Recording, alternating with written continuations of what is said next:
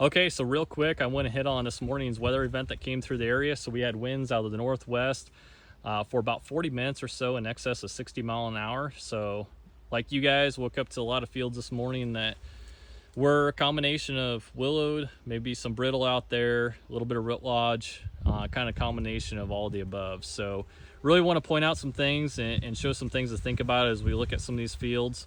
So let's get down in the canopy here. So this field is about 6 foot tall. We're about 5 to 6 leaves away from tassel, so we're still growing vegetatively. And the plant was really about as big as we can have without having fully developed brace roots yet. So this plant's going to continue to develop roots until tassel.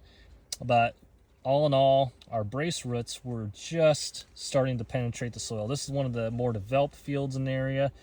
So a lot of fields don't even have brace roots that are even quite touching the soil, but we're just getting there. So while they were growing and we're developing those, they really weren't doing a lot to support the plant yet. Now, another thing too, a lot of soils in the area, we've been blessed with rain that did saturate the soils, kind of helped loosen things up. We also have a lot of strip till in the area that will loosen up that zone as well. Now, beyond that, why are maybe some fields worse than others? In an event like this, there's just all sorts of things to really look at and dig into. One, whether if it's brittle or willow or root lodging, we do have hybrid differences in our ratings, right? So we do the best job we can. It's an art and science of placing a product on a field that's going to give us the most upside and also help maybe address some challenges in the field. But we know we can't have every rating perfect across the board. At least that hybrid hasn't been developed yet. So it's always a balancing act of, what do we lean on that is most important in that field scenario. So we will see differences. The other thing too, keep in mind this spring, we were awfully dry. Some of these strips are very fluffy. In my opinion, we need to use a lot more down pressure to firm those strips up when we're like that. Also too, always things to think about at the field level. Do we have full root development, our normal root development, I should say?